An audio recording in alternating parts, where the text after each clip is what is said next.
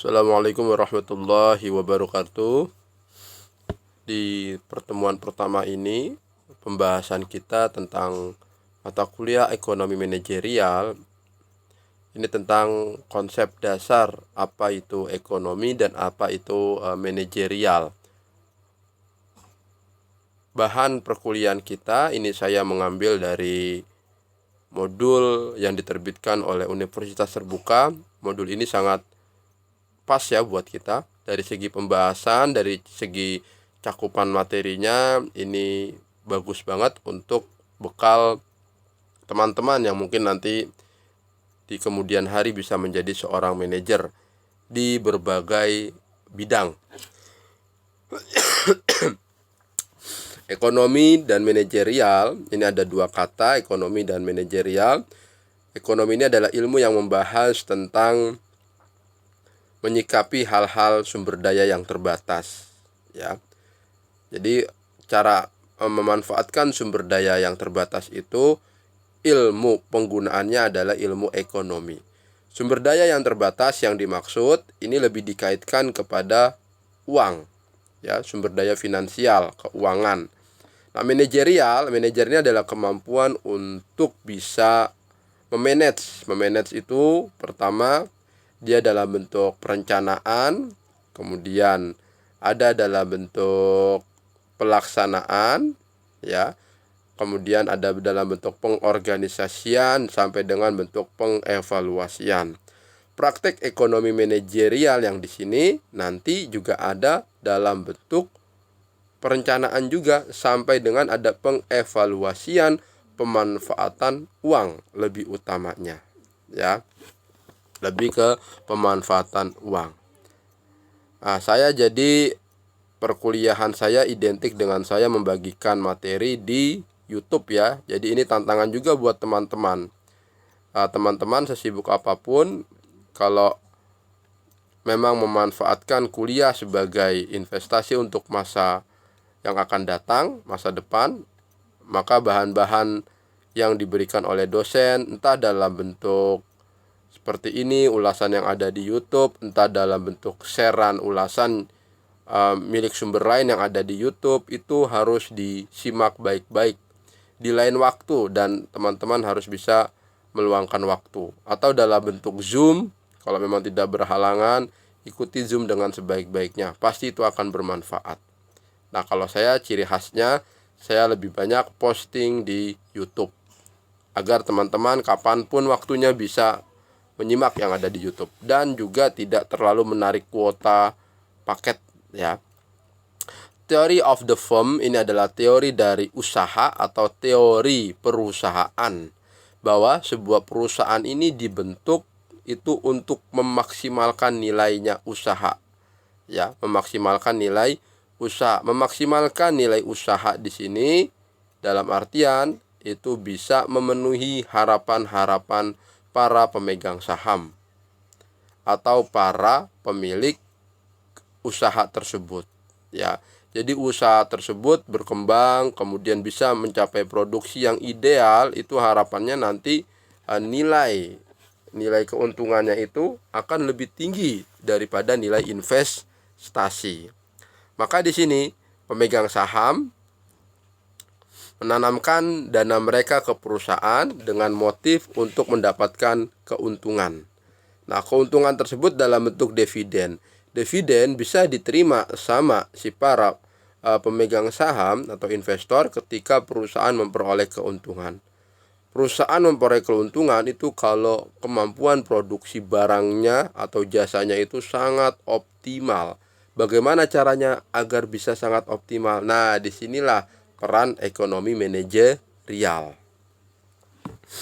Nah, maka di sini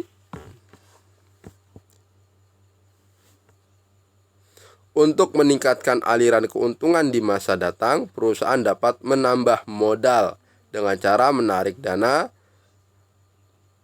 dengan cara menerbitkan utang. Jadi ada dua sumber yang menyebabkan modal sebuah usaha itu bisa bertambah. Yang pertama dari modal si pemilik sendiri atau menerbitkan saham. Yang kedua dengan cara menerbitkan surat hutang atau obligasi. Ya, jadi itu sumber dana dalam artian sumber untuk memperoleh modal. Aliran keuntungan perusahaan sekarang menjadi pemilik pemegang saham dan para pemegang surat utang. Dengan adanya surat utang, maka nilai perusahaan yang baru terdiri dari nilai saham dan nilai utang. Nah, itu kalau teman-teman ingat di posisi neraca, itu kan kalau di sebelah kiri itu ada liabilitas dan ekuitas. Liabilitas itu adalah hutang obligasi. Ekuitas itu adalah modalnya. Dalam artian modal di sini modal saham, ya.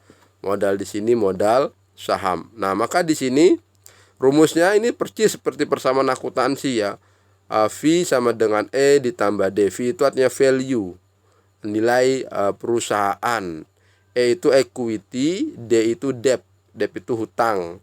Jadi untuk mengetahui nilai perusahaan dalam artian kekayaan perusahaan, kita bisa melihat berapa saham yang ada di dalam perusahaan itu dan berapa jumlah hutang yang ada di dalam perusahaan itu.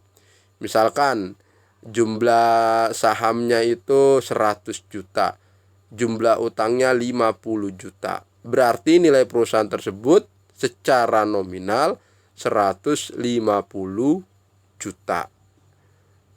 Besar atau kecil itu, Pak? Itu relatif, ya. Itu relatif. Jadi kita tidak bisa bilang itu besar dan juga tidak bisa bilang itu kecil sebelum kita tahu usaha tersebut adanya di sektor apa. Apakah UMKM atau menengah ke atas atau sudah konglomerasi. Nilai equity sama dengan nilai sekarang aliran kas yang dihasilkan perusahaan untuk pemegang saham. Apabila perusahaan mampu memberikan harapan dalam bentuk pembagian dividen, ya, keuntungan secara berkesinambungan, maka nilai equity akan lebih besar dibanding dana yang diinvestasikan. Nah, nilai equity yang dimaksud di sini, jadi kalau si perusahaan tersebut itu bisa optimal, dia akan memperoleh laba. Laba itu masuk ke dalam bagian nilai equity. Bisa jadi labanya itu lebih besar daripada nilai saham yang ada di neraca tersebut, ya. Tadi di neraca misalkan nilai sahamnya 100 juta, tapi si perusahaan ini bisa dapat laba 200 juta. Artinya laba yang dihasilkan melebihi dari nilai equity-nya atau nilai sahamnya. Itu bagus, ya. Kemudian di sini nilai bond sama dengan nilai sekarang dari aliran kas yang diberikan perusahaan kepada pemegang bond. Nilai bond ini artinya nilai hutang, ya. Nilai hutang itu berarti kalau si perusahaan menerbitkan obligasi sebesar 50 juta, maka nilai 50 juta saat ini sama seperti nilai 50 juta yang nanti akan diberikan sama si krediturnya, ya. Kreditur. Dalam hal ini pemegang obligasinya disebut sebagai kreditur. Nilai bond, nilai obligasi dapat turun apabila peluang perusahaan gagal bayar terhadap kewajiban kepada pemegang bond membesar. Jadi nilai obligasi yang ditawarkan sama perusahaan itu bisa turun kalau ada sewaktu-waktu perusahaan itu gagal membayar obligasinya, ya. Nah, kemudian bagaimana cara agar perusahaan bisa memperoleh produksi yang optimal, ya, dengan cara ada insentif-insentif gaji. Jangan sampai ada penundaan pembayaran gaji yang menyebabkan nanti adanya aksi-aksi mogok. Kalau aksi mogok itu perusahaan tidak berjalan optimal. Nilai perusahaan sama dengan nilai equity ditambah nilai bond. Nah, ini uraian dari yang tadi. V sama dengan E ditambah D. V itu value, nilai perusahaan, sama dengan nilai ekuitas ditambah nilai hutangnya. Kemudian, nah di sini net operating profit after tax, ya. Setelah perusahaan membayar biaya operasi perusahaan dan pajak, bagian yang tersisa menjadi hak penyedia kapital. Apa ini maksudnya, Pak? NOPAT ini artinya nanti keuntungan yang akan dibagikan kepada para pemegang saham. Net operating berarti kan laba bersih setelah bayar pajak. Laba bersih setelah pajak, net operating, NOPAT. Nah, di sini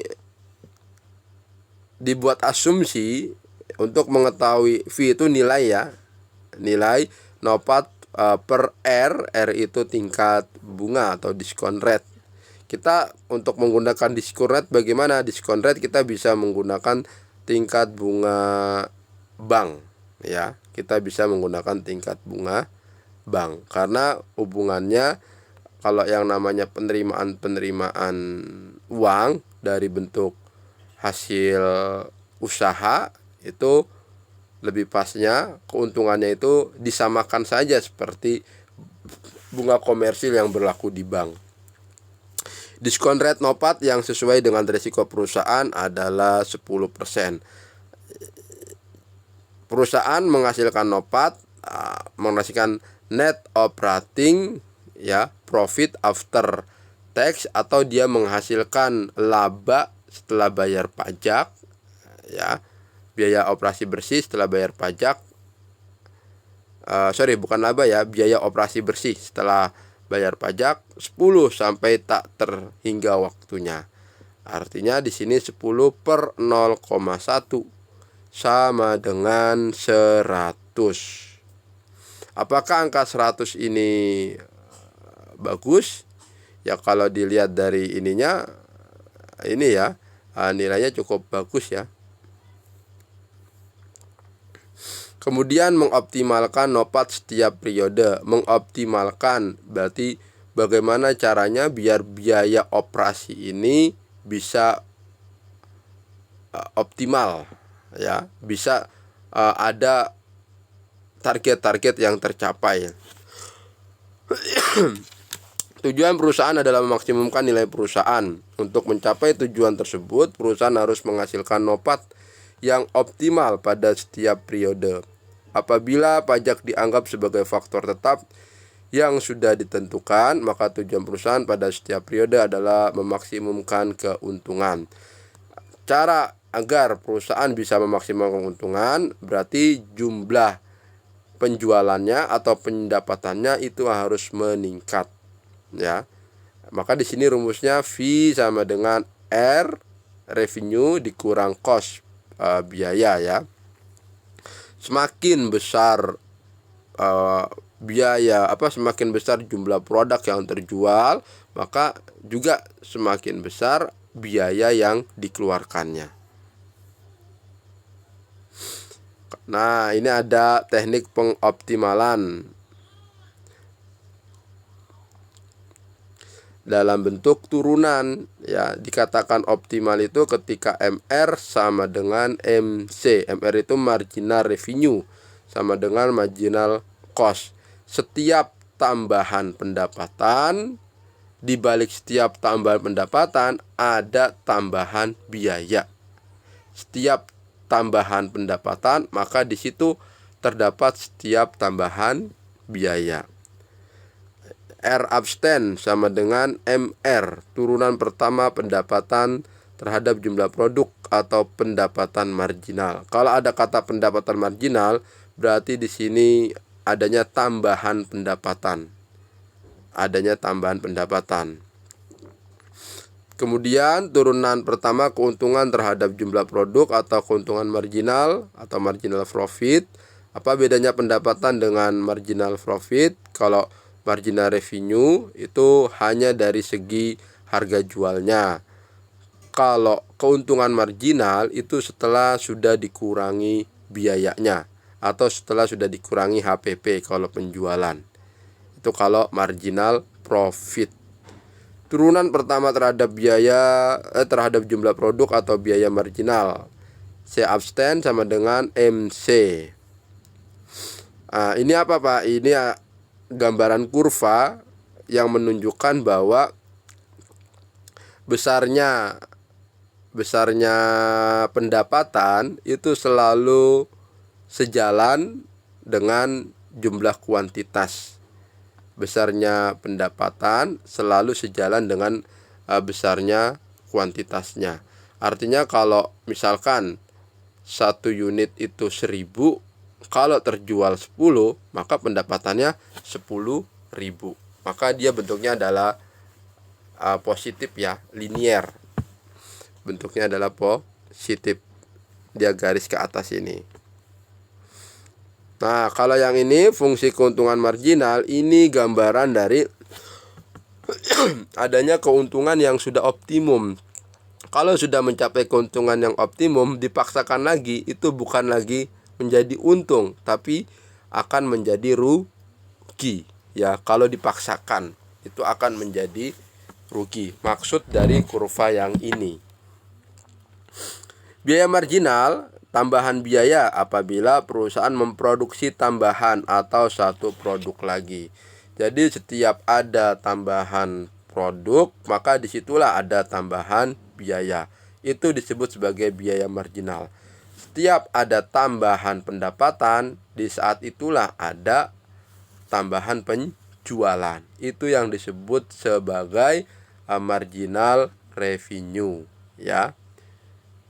Biaya marginal pada awalnya rendah, kemudian menjadi semakin tinggi sejalan dengan bertambahnya jumlah produksi. Gambarannya seperti ini ya. Kalau produksinya meningkat, maka kurvanya dia akan semakin melengkung ke atas. Ya, akan semakin melengkung ke atas. Nah, ini untuk menggambarkan bahwa biaya marginal itu selalu sejalan dengan pendapatan atau dengan penjualan yang ditambahkan. Prinsip MC sama dengan MR. Setiap tambahan biaya sama dengan tambahan penerimaan. Itu maksud dari MC sama dengan MR. Perusahaan akan mendapatkan keuntungan yang maksimal pada saat pendapatan marginal sama dengan biaya marginal. Iya, ini selalu ada sebab akibat. Tidak akan mungkin pendapatannya meningkat tanpa biaya yang meningkat. Itu maksudnya, tidak mungkin pendapatan meningkat tanpa biaya yang meningkat. Bahasanya begini, Anda tidak mungkin misalkan dapat penghasilan besar ya tanpa adanya lemburan atau kerja-kerja ekstra. Itu sejalan, MC sama dengan MR.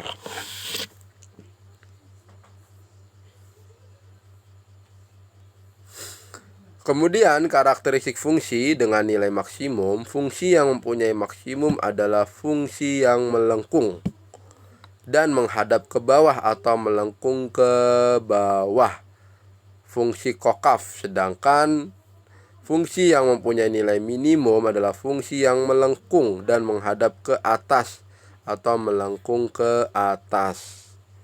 Nah, ini ada yang melengkung ya, ini melengkungnya, melengkung ke atas, kemudian ini ada yang ke bawah.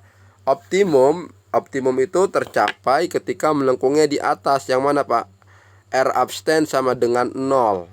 Ya, ini yang ada di bentuknya U atas ini. Ini saya agak kesulitan buat ininya. Nah, ini ketika optimum. Ketika minimum dia ke bawah. Ya, dia landai ke bawah. Nah, itu optimum. Contoh fungsi yang mempunyai nilai maksimum adalah Y sama dengan 100 min X min 30 pangkat 2 ya, min 30 pangkat 2. Ini mudah-mudahan teman-teman masih ingat rumus turunan ya. Kalau turunan itu artinya yang pangkat dia turun ke bawah. Kemudian yang tidak ada variabelnya seperti 100 itu dia menjadi hilang. Dia menjadi hilang. Nah, di sini kan X min 30 pangkat 2. Ini 2 dia turun ke bawah karena turunan menjadi min 2x. 100-nya kok hilang Pak? Iya, karena 100-nya dia tidak ada variabel, tidak ada x di belakangnya. Ya, jadi 2x min 30. Jadi pada nilai x 30, turunan pertama y sama dengan 0. Ketika y sama dengan 0, x-nya adalah 30. Turunan keduanya menghasilkan min 2. Ya, menghasilkan min 2. Anggapannya bagaimana? Anggapannya min 2x. Berarti kan ada x-nya itu ya. Min 2x. Sedangkan 30 itu tidak ada variabelnya. Jadi turunan yang kedua, y abstain yang kedua itu sama dengan min 2. Itu maksud dari turunan. Nilai maksimum yang terjadi pada nilai x sama dengan 30, nilai maksimum fungsi y adalah sama dengan y sama dengan 100 min x min 30 pangkat 2 sama dengan 100 min x-nya. Sini kan sudah diketahui turunan yang pertama ya, berarti nilai x-nya menjadi 30 min 30 pangkat 2 ya. Ini kalau kita ini kan 30 kurang 30 itu kan 0 ya. 0 pangkat 2 yaitu hasilnya 1 ya, 0 pangkat 2. Jadi 100 dikalikan 1. Jadi hasilnya adalah 100 ya. Benar ini hasil ininya. Keuntungan maksimum akan diperoleh bila memproduksi barang sebanyak 30 unit dengan keuntungan sebesar 100. Karakteristik fungsi dengan nilai minimum. AC ini average cost, biaya rata-rata. Mempunyai minimum. Nilai biaya rata-rata bergantung pada nilai Q. Q di sini dinyatakan sebagai jumlah barang yang diproduksi dibagi dijual jumlah barang yang diproduksi atau dijual. Maka dia bentuknya melengkung ke bawah, bukan melengkung ke atas. Kalau melengkung ke bawah ini seperti parabola ya. Kalau melengkung ke atas itu seperti payung. Pada saat nilai Q kurang dari 30, nilai AC turun atau turunan pertama AC negatif pada saat Q sama dengan 30. Ini kita masih menggunakan rumus yang tadi di atas ya. Ini kita masih menggunakan rumus yang ada di atas. Cuman di sini karakteristik fungsinya menjadi turunan kedua yang positif. Turunan kedua yang positif.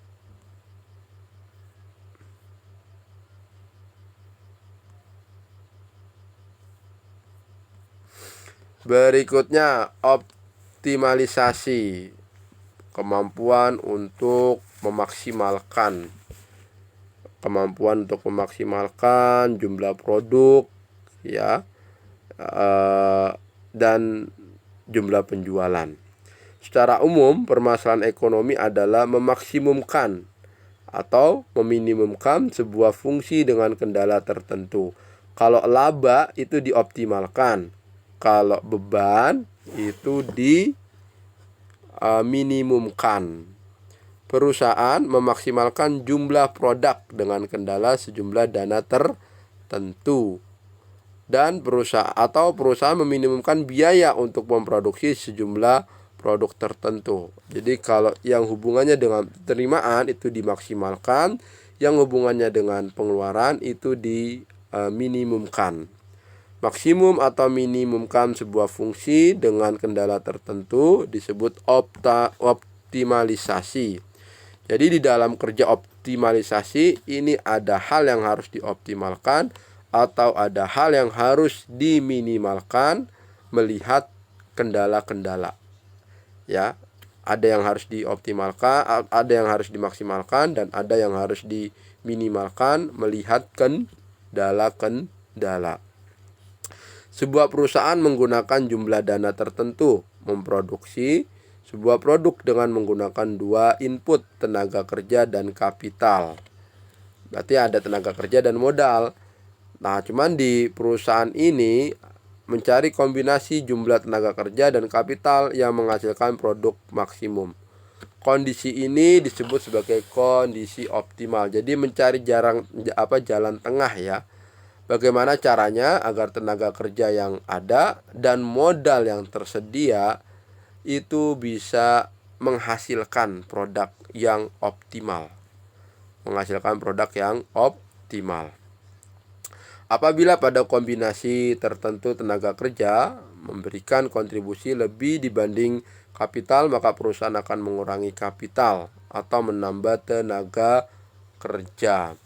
Nah, ini seandainya sumber uangnya itu tidak banyak, maka ada resiko pengurangan tenaga kerja, ya. Selain itu, ada istilah opportunity cost. Ini biaya kesempatan.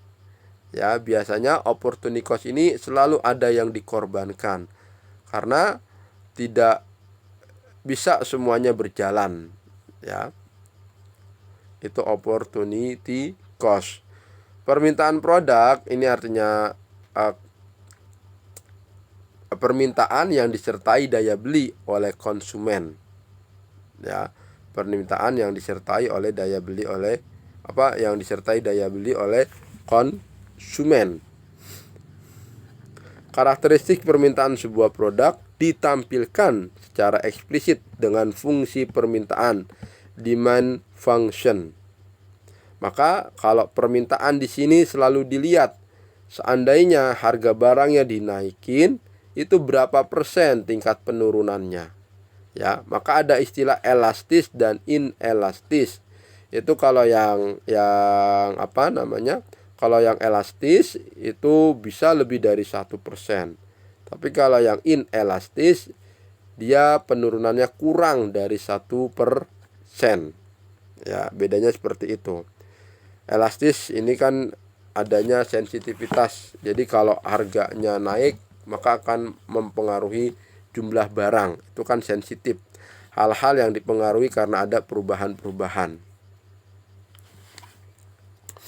Keuntungan ekonomi dan keuntungan akuntansi. Ini apa bedanya Pak, keuntungan ekonomi dengan keuntungan akuntansi?